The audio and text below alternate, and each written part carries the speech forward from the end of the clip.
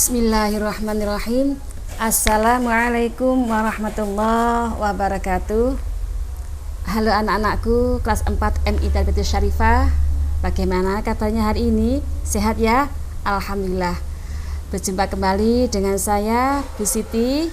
Kali ini anak-anak Ibu akan menjelaskan materi yang ada hubungannya dengan materi sebelumnya ya. Yaitu tema 9, subtema 3, pelestarian kekayaan sumber daya alam di Indonesia. Muatan materi ilmu pengetahuan sosial. Namun anak-anak, sebelum kita mulai pembelajaran hari ini, marilah kita awali dengan baca basmalah terlebih dahulu. Baca basmalah. Bismillahirrahmanirrahim. Amin. Anak-anakku yang Ibu sayangi, materi sebelumnya kalian sudah kenal dengan sumber daya alam ya. Kemudian juga lingkungan di sekitarnya ya. Selanjutnya anak-anak, kali ini Ibu akan menjelaskan tentang pelestarian sumber daya alam. Nah, dalam upaya memenuhi kebutuhan hidup manusia melakukan kegiatan ekonomi dengan memanfaatkan sumber daya alam di sekelilingnya. Contoh, hutan yang menyediakan banyak sumber daya alam, salah satunya kayu dan tanah.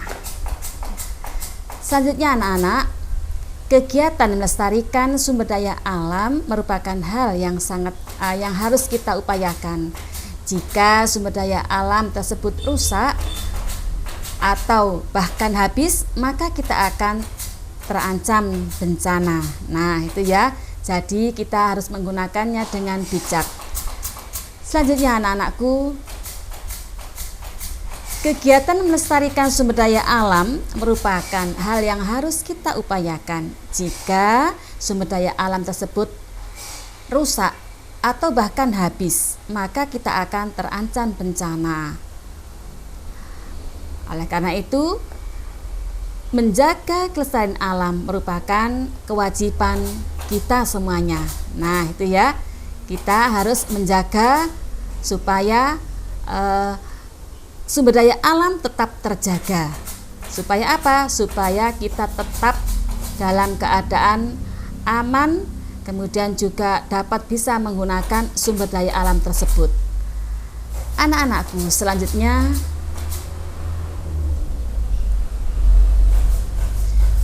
usaha yang harus dilakukan agar sumber daya alam tetap lestari atau terjaga. Yang pertama, penanaman kembali hutan yang gundul atau reboisasi. Nah, itu ya. Selanjutnya, melakukan daur ulang bahan bekas. Dan ketiga, tidak membuang sampah atau limbah ke wilayah perairan, baik sungai, danau maupun laut. Selanjutnya anak-anak, tidak menangkap ikan dengan menggunakan racun, listrik, dan bahkan bahan peledak. Selanjutnya anak-anak, melakukan pembibitan jenis tanaman unggul.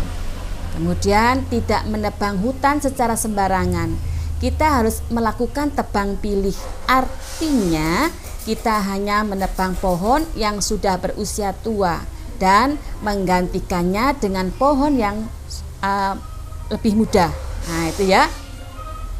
Selanjutnya melakukan penghematan bahan bakar dan listrik. Yang terakhir, menggunakan energi alternatif, misalnya energi matahari dan energi air. Nah, itu tadi ya. Selanjutnya anak-anakku, nah perhatikan di layar ya, ada dampak perubahan lingkungan terhadap keseimbangan ekosistem. Yang pertama, ada penebangan dan pembakaran hutan. Kegiatan ini menyebabkan hutan menjadi gundul dan mempengaruhi daur hidup hewan dan tumbuhan. Oleh karena itu ya, sangatlah tidak ini ya, penebangan ini memang sangat dilarang oleh pemerintah ya. Kenapa? Karena memang sangatlah merusak lingkungan atau ekosistem yang ada di habitat hutan. Selanjutnya yang kedua anak-anak, penggunaan bahan-bahan kimia dan pestisida secara berlebihan. Untuk menggunakan bahan kimia yang berlebihan dapat mencemari lingkungan, khususnya air. Sementara untuk penggunaan pestisida yang berlebihan dapat menumbuh atau membunuh hewan binatang yang dapat bermanfaat bagi tumbuhan tersebut. Nah ya, jadi kita tidak boleh menggunakan bahan-bahan kimia terlalu berlebih. Nah itu ya, bisa merusak ekosistem yang ada di air. Selanjutnya anak-anakku,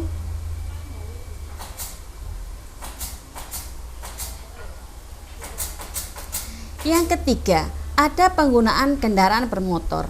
Penggunaan bahan bakar pada mesin kendaraan menghasilkan gas karbon dioksida yang dapat menyebabkan pencemaran udara. Nah ini ya, oleh karena itu anak-anak, jikalau ada kendaraan ya yang knalpot ya terbuka, maka bisa melanggar aturan itu ya. Oleh karena itu dilarang.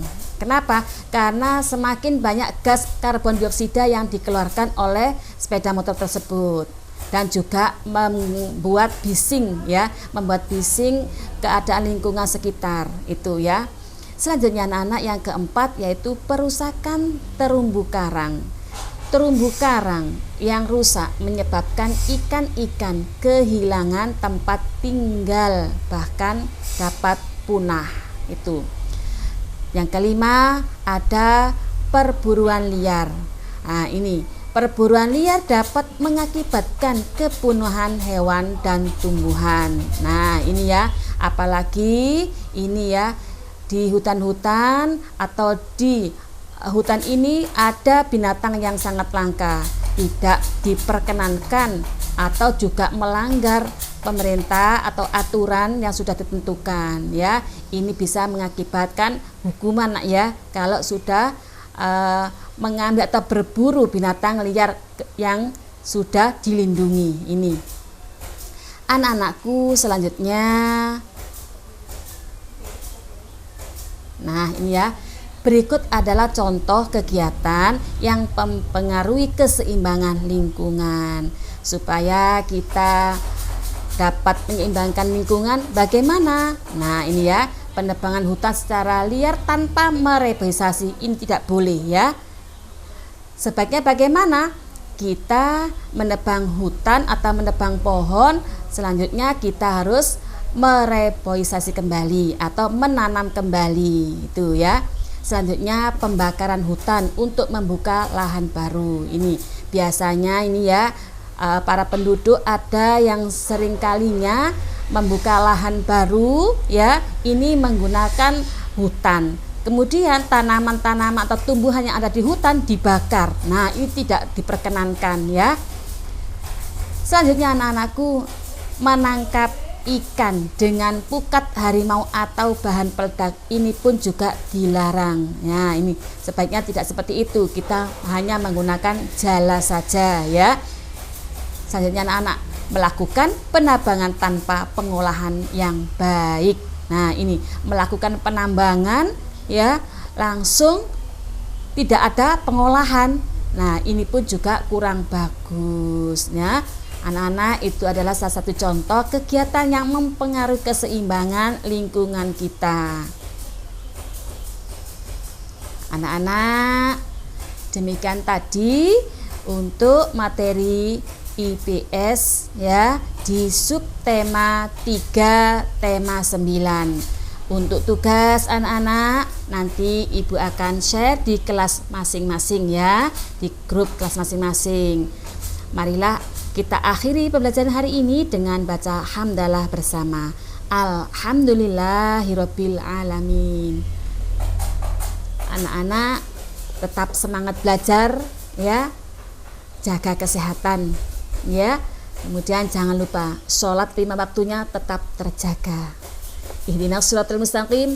Wassalamualaikum warahmatullahi wabarakatuh.